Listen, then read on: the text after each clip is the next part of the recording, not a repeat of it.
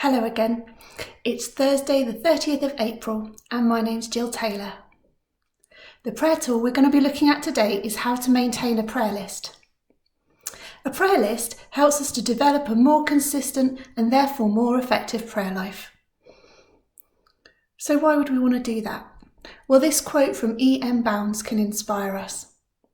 God in heaven will hear your prayers and will answer them. He has never failed.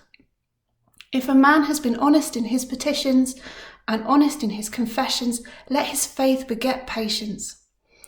God is never in a hurry because he has all of eternity to work.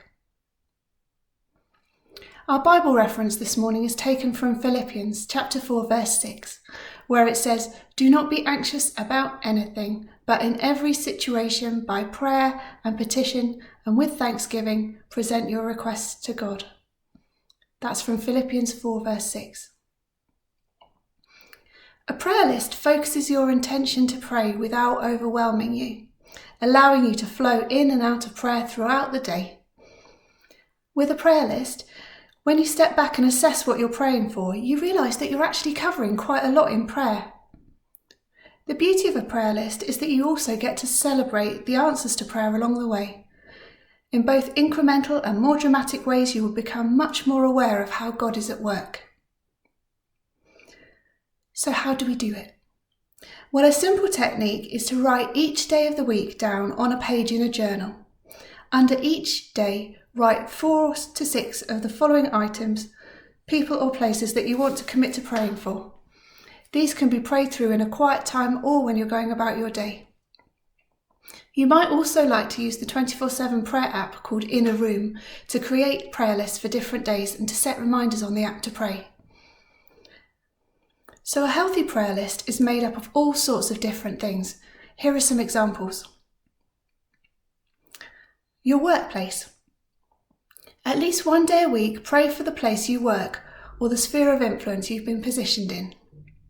Ask God to move in that place and that your life will be a sweet fragrance of his presence there.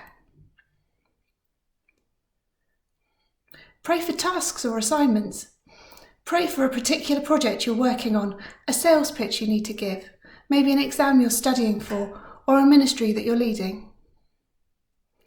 As there may be numerous things that you're working on, sometimes splitting these tasks up over different days of the week and praying for one each day can be really releasing. A family member.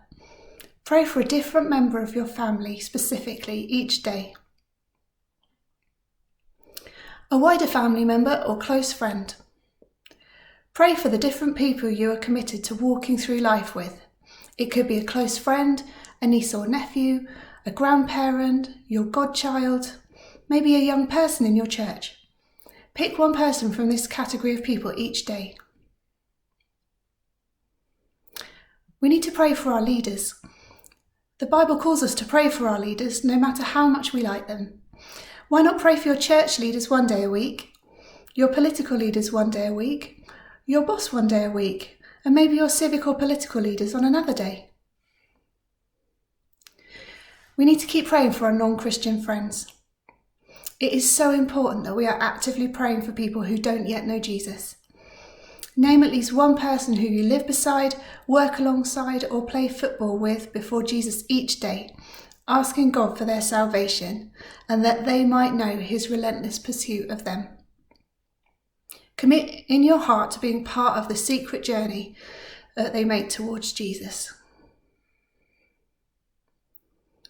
Finally, it's good to pray for cities, regions, and nations. This follows the pattern of the Great Commission. It's a good idea to pray for a different geographical area each day. Maybe take a separate day to pray for each of the following. Pray for your Jerusalem, so your village, your town or city. Pray for the peace of that place and any particular issues within your area that require a movement of God. Pray for your Judea and Samaria, that's your country, region or the province where you are, particularly parts of it that are different in culture or ethnicity. Pray for the gospel to take root in new places and for new opportunities to show the love of Jesus in your wider region. finally, pray for the nations.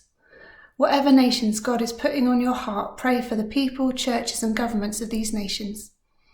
Intercede for missionaries or church partners in these nations.